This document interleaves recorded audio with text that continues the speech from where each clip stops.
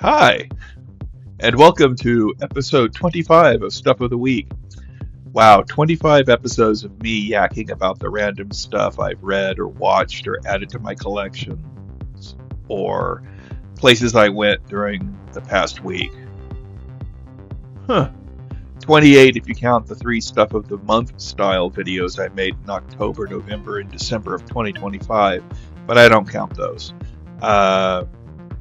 So 25, halfway through the year, we probably will make 50.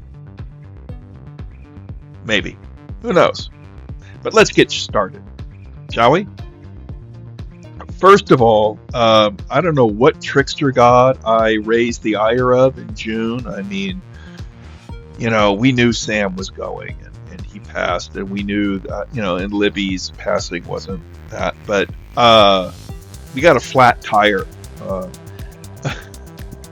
on over the past weekend. Tanya hit a nail coming home, and it was like right on the edge of the tire, so they couldn't patch it. So new tire. So I didn't have a car for like 2 days. So it goes. But here's to hoping that July is better. And purchase wise, it's been pretty sedate. Nothing like the avalanche of last week. The one thing that I did add to my collection was the soundtrack to Watch Out, We're Mad, which was a 1974 Italian action comedy that starred Terence Hill and Bud Spencer as a pair of race car drivers, either professional or amateur, that wind up tying for first place and therefore have to share the grand prize of a dune buggy. Neither of them really want to do that, so they decide to engage in contests that will have a clear winner and will then allow one of them to have the dune buggy. Problem. A local crime lord steals the dune buggy and I think destroys it. I'm not too sure. But this irks these two gentlemen, and they decide to pester the crime lord to get them a new dune buggy so they can continue their efforts at seeing who will truly win the dune buggy. And a lot of action set pieces and car chases, fist fights, and slapstick comedy ensue. If you've seen anything with Terence Hill and Bud Spencer, you know you're going to be in for a good time. And this movie is hilarious, and Donald Pleasance is in it, and he gives a performance that truly needs to be seen to be believed. I don't know what he was doing, but he was having a grand old time. While there is a score, and this does also have the Fireman's Choir.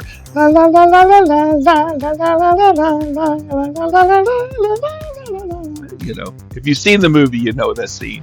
It's on here as well. But the song Dune Buggy basically is placed under every action scene. So it is an earworm that you will be hearing in your head for forever afterwards. So I'm going to share the love and let you hear the main title version of Dune Buggy from the original motion picture soundtrack of Watch Out, We're Mad. Come with me for fun in my buggy. Come along, let's go for the hell of it.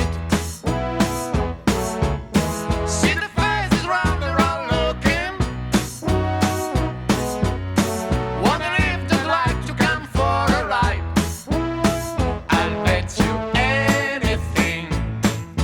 Now she's with me, there'll be no trouble. Troubles around, bet you'll never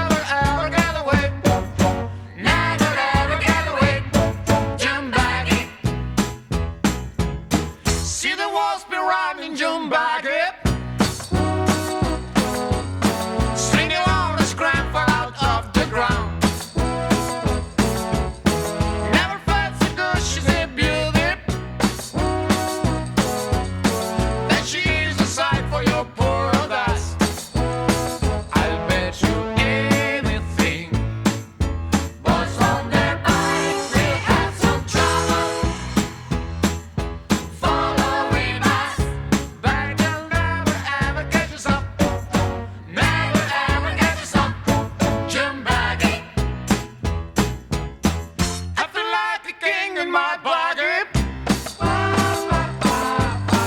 Just a crown is missing, but that's alright.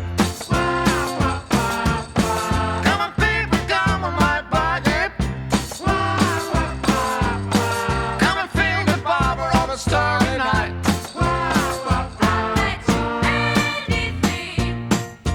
Now she's with me, there be no trouble. Troubles around, but you'll never ever get away. Never ever get away.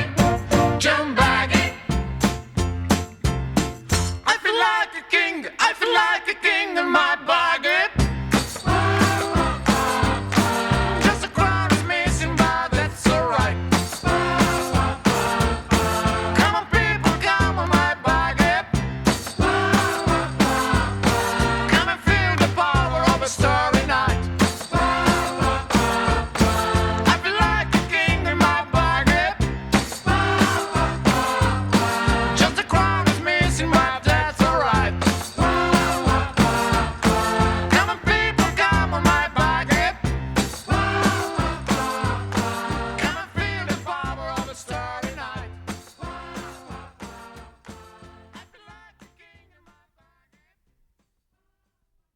Okay. If that doesn't make you want to see the movie, I don't know what will. It's a lot of fun. It's just a goofy movie. Puzzle wise, I got started on the Crater Lake National Park, and it's looking from Lantern Press, and it's looking to be a challenging one. But that's cool. I'm up for the challenge, and yeah, I'll have the assembly video when I have the assembly video. Reading wise, I finished Victor Laval's novel Lone Women for June on the Range, and I posted a review of that earlier in the week, so you can check that out if you want.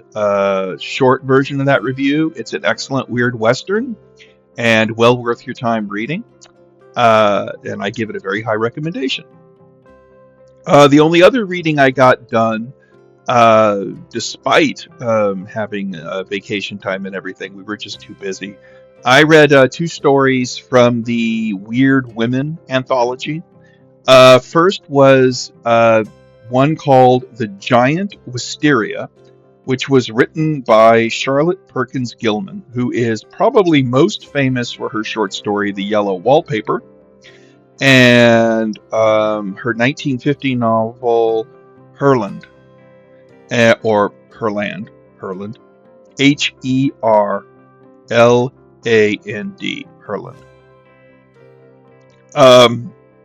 The Giant Wisteria evidently first appeared in the New England magazine 1 year before the publication of the famous Yellow Wallpaper. And this was a ghost story that was actually quite good. I mean, the thing about these ghost stories these days of olden is that, you know, sometimes the ghost stories were meant to be unsettling or unnerving, but they weren't sometimes not particularly frightening.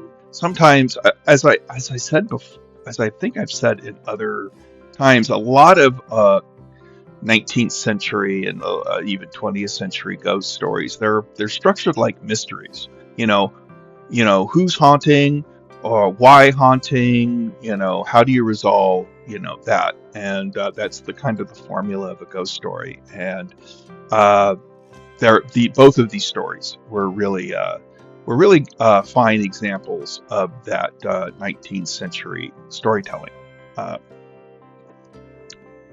trope or approach. The other story was The Lady with the Carnations by Marie Corelli, who was a very popular author in her day.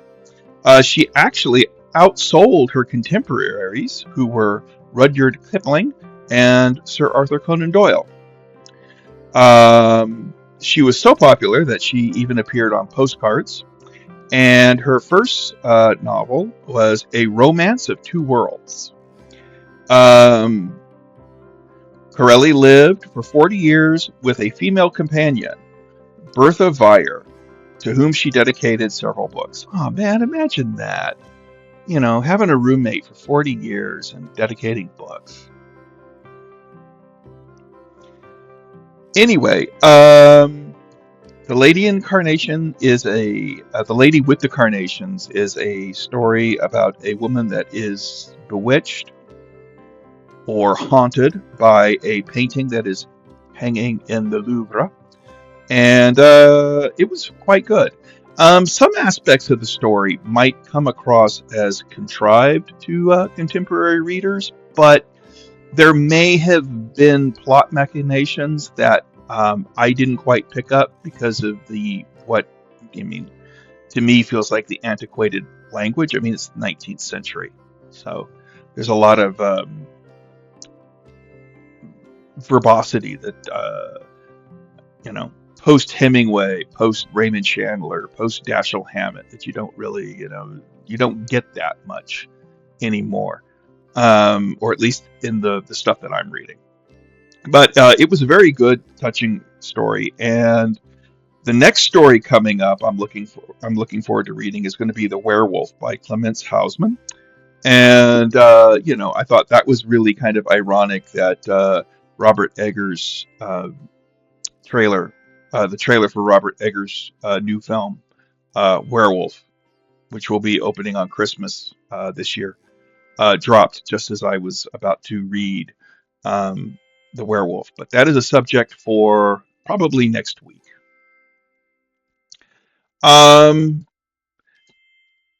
Trail cam ride. Man, I'm just so articulate. Trail cam wise, we had Bambi wander by the backyard.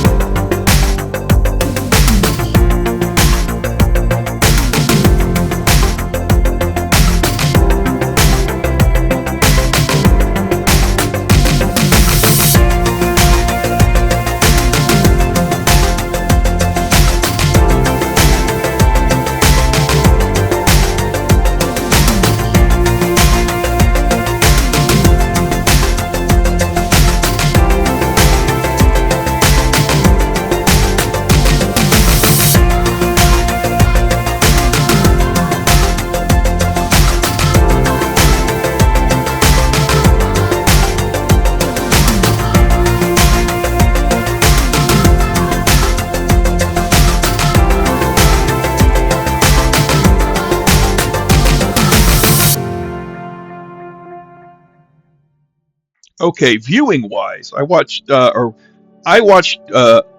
two movies. Tanya and I watched one of them together.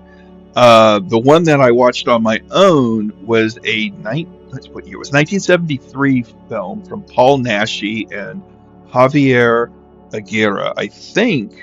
Let me check if I have the date of the other film written down. I did not write that down.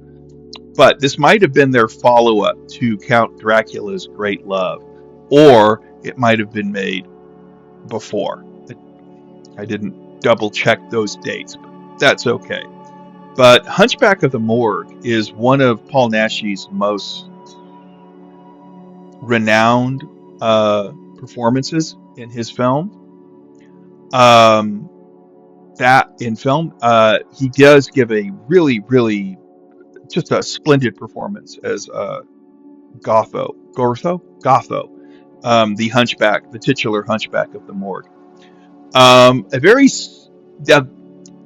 The plot of this film is rather convoluted. There's a lot of subplots and a lot of really intricate character interaction and some just like odd weird stuff that just pops in because it's Paul Naschy and it's Spain and it's a Spanish gothic horror film from the early 70s and the twilight era of the Franco dictatorship. So simplified, Gotho is a mocked, ridiculed, despised person in town because he's a hunchback. Although people talk about how ugly he is, they didn't put any makeup on Naschy's face, so other than having like a wig and some scraggle, he just looks like Paul Naschy. And Paul Naschy was a rather handsome man, so it's kind of like, I don't know what you guys are talking about. In fact, some of the people who are mocking um, uh, Gotho's appearance are actually substantially less attractive than Paul Naschy. So it's the pot calling the kettle black as far as I'm concerned. Anywho, there is a young lady that is dying in the hospital that Gotho loves, and she cares for him. She's the only woman that's ever been sweet to him. And when she passes, the simple-minded Gotho wants her to wake up again. And there is a evil professor who is played by Alberto Dalbez, who I recognized from his brief appearance, or his appearance in Jess Franco's Dracula,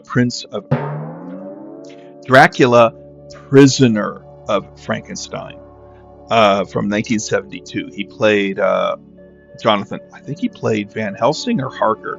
I don't remember. There's no dialogue in that movie. I'm looking forward to reviewing it at some point. That's going to be fun. But there's no dialogue in it. So, but he's in that film. He shows up. He stakes Dracula at one point, and wanders in and out of the plot, or if you can call what the sequence of events that happen in Dracula, Prisoner of Frankenstein, a plot. That movie really is like eating a very potent edible that's been laced with LSD. But back to the Hunchback of the Morgue. The professor, who has an assistant, of course, is doing some like regenerative tissue research. So he's like, "Hey, I'll bring her back if you bring me body parts and from the morgue." And Gotho is more than happy to. He also is more than happy to supply some, because there are people who are in dire need of having some whoop ass laid out on them because they be mean to Gotho. Also, there is a love interest, Elke, who is played by Rosanna Yanni, who also appeared in Count Dracula's Great Love, and she works at the local women's prison where, and this is one of those weird Spanish Gothic things where the female prisoners seem to engage in a little BDSM behavior that we see, but it's never explained. I mean, there's a woman like spanking a woman, and the woman getting spanked is clearly enjoying it, and then Rose Elke comes in and says, "Oh, stop that," and takes the girl getting spanked out, and then it's never explained. Although both of the spanker and the spankee wind up being fodder for the professor, or Dr. Orla, who is the evil professor. He's his experiments. So, and she likes Gotho, and I mean, she really likes Gotho. Elke likes Gotho, and she sees the beauty of his soul past the deformities of his body and the alleged deformities of his oh so handsome face. And Yeah, it's a Paul Naschy movie, so that basically means Gotho and Elkie get a little scene where they get to go and like roll around on a bed. The international print, which is the uncensored print, which was for foreign markets, you got some nudity. In the domestic print for Spain, no nudity. It was weird. Another thing I learned was that this movie is set like in like Germany land, in a Germanic thing. Everybody's got Germanic names and stuff because they did not, the Franco regime or the people in charge of the genre, movies, they said you couldn't set any horror films in Spain, but if they were like set in France or Germany or Italy or other locales or other European locales, all bets are off because you were kind of like, I guess, vilifying them or something. But it was a really weird um, uh, wrinkle in the system that they exploited to great effect in all of the Spanish Gothic horror films of this era. The other thing that I want to point out is that character actor Manuel de Blas, de, Manuel de Blas, shows up as a police inspector. That's his name, or at least on the IMDb, he's police inspector. He's a character actor. I recognized him most because he had popped up in The Vampire's Night Orgy, which was a Leon Klemensky film that I talked about in a previous episode about, that's kind of like Salem's Lot as Brigadoon, and the late Jack Taylor was in that. I'm gonna return to that at some point. That was a really fun oddball flick, and he was also in The Ghost Galleon.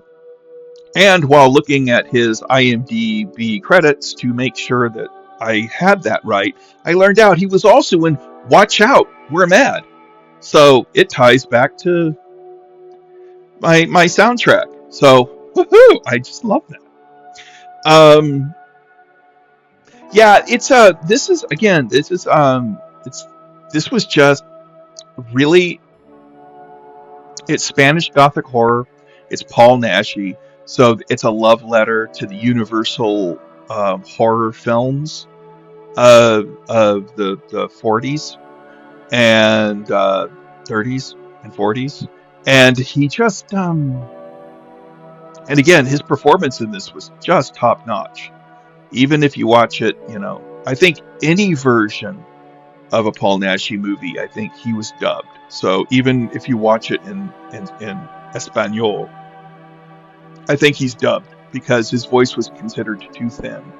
But as a physical actor and as an emoting, charismatic presence, he was just incredible. This is probably one of his best, although you know his more popular films were like the Waldemar Daninsky werewolf films and what have you. But I think this movie really is probably, this and Horror Rises from the Tomb are, I think, his two best films. I think, you know. Feel free to agree to disagree. But yeah, that's a hearty recommendation for Paul Naschy's Hunchback of the Morgue. And the other movie, Tanya and I decided to go see Supergirl, which opened at the box office and unfortunately underperformed.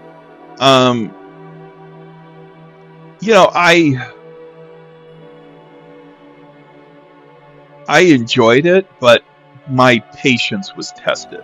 I really felt that as a movie itself, I have not read the source material, which I understand it does not treat well, according to what I've heard some people say. I don't know. I should really just verify and see it for myself. But it's very much a space western. No problem with that. It's got some, it's got bar fights. It's got a stagecoach robbery scene. I mean, yeah. And I think,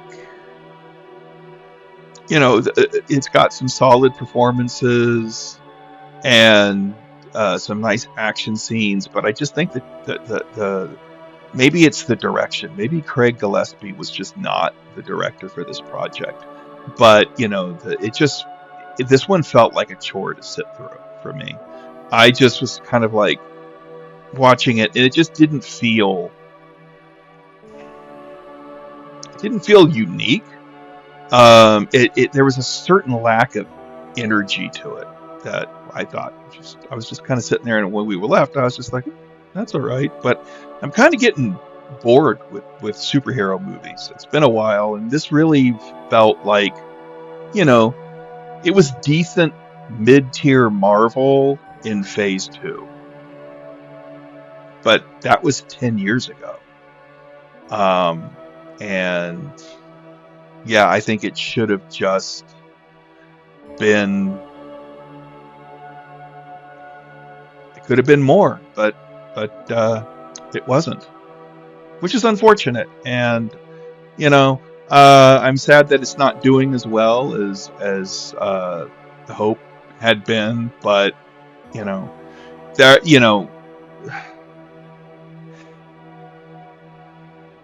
let's just say that the vitriol that gets directed to anything that's coming out these days that has anything that doesn't adhere to very arbitrary guidelines for certain critics out there, trying to be as diplomatic as possible without throwing too much shade, because I don't want to give these clowns any attention. But yeah, Hollywood will learn all the wrong lessons from the underperformance of this film. But I'm hoping that Clayface mops the floor at the box office, because it's a horror movie set in a comic book world. I'm down for that. Anyway, that is actually it for the stuff. I mean, like I said, it's a pretty light week. Next on deck, reading wise, I'm going to be reading Star Trek: New Frontier, The Captain's Table, Once Burned. It's a book with like 3 titles. It's Star Trek Expanded Universe novel, so it's New Frontier, Peter David. There was a Captain's Table series. This is book 5 of 6. I don't think it was I hope it doesn't appear to be a series that references other books and series. I don't know. I haven't read any of the others, but I do remember hearing I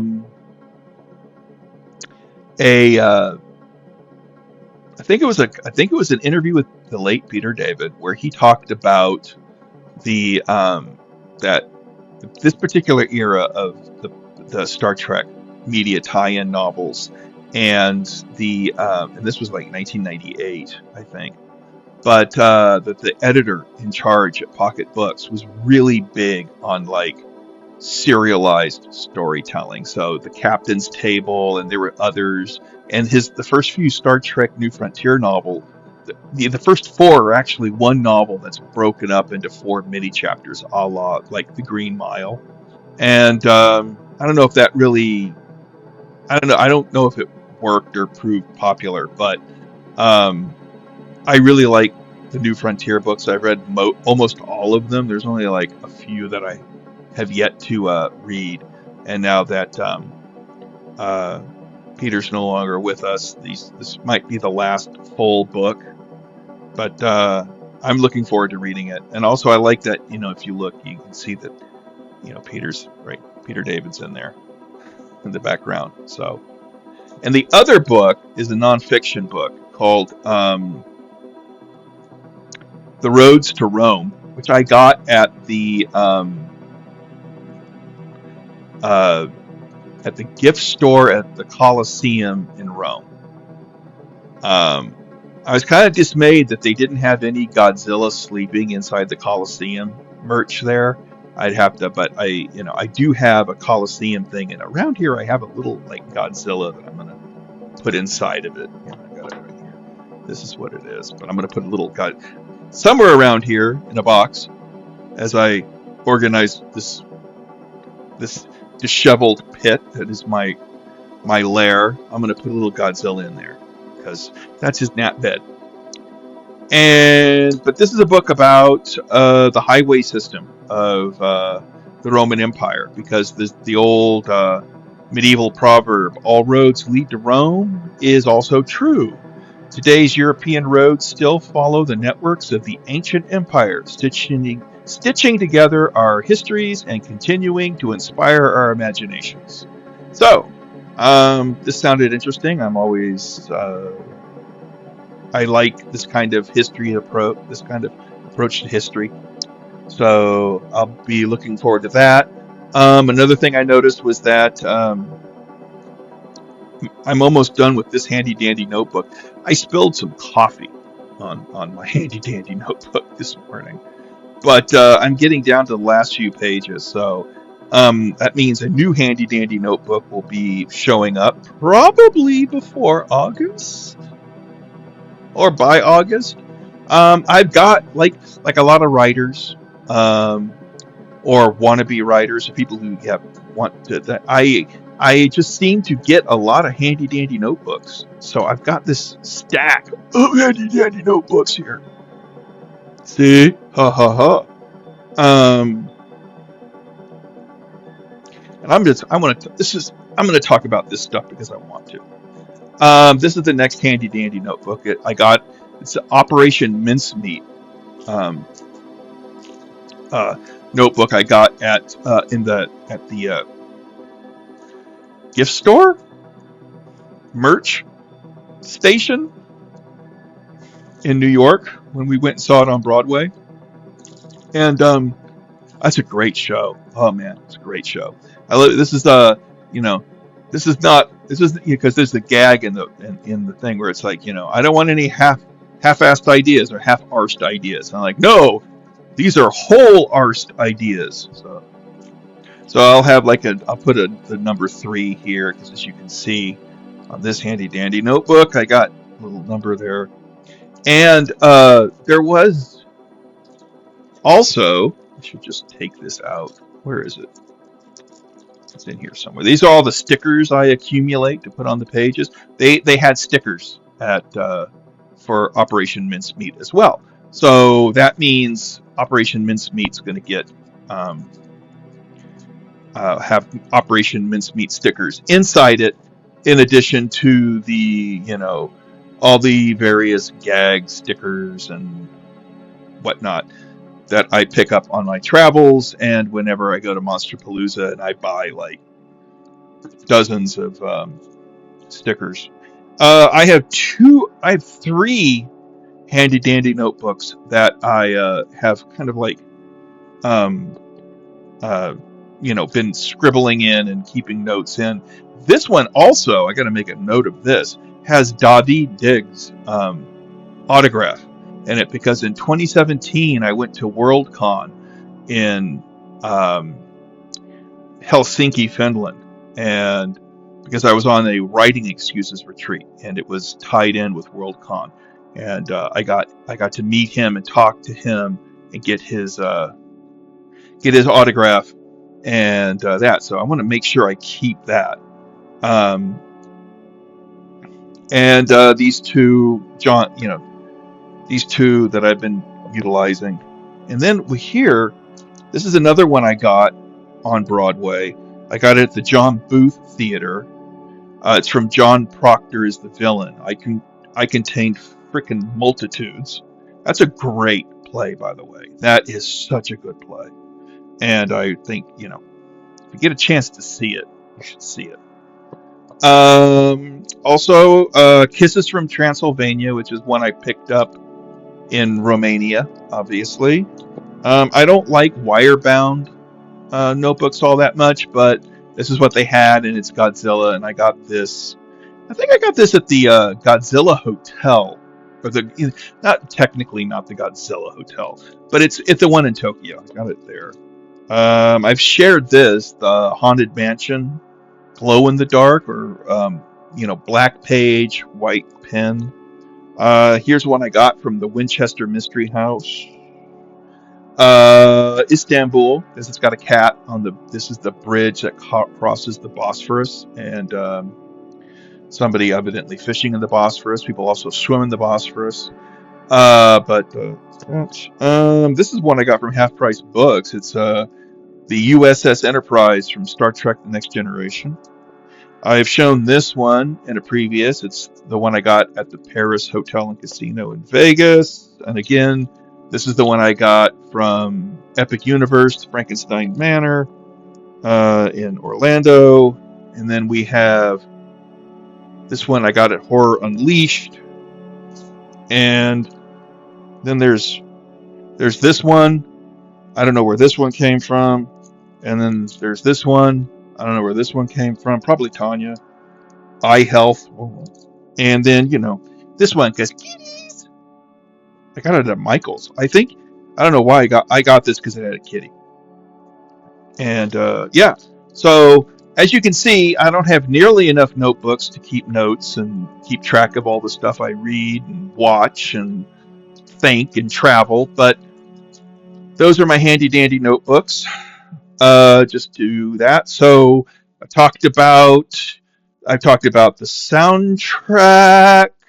I've talked about lone women and weird women. Oh, a lot of women. Talked about the Hunchback of the Morgue and Supergirl and Next on Deck books and handy dandy notebooks. And I think that is it, folks. Another week has been packed, stacked, and wrapped. And it's time to get started on the next. So, until then, let's all try to have some fun, okay? Bye!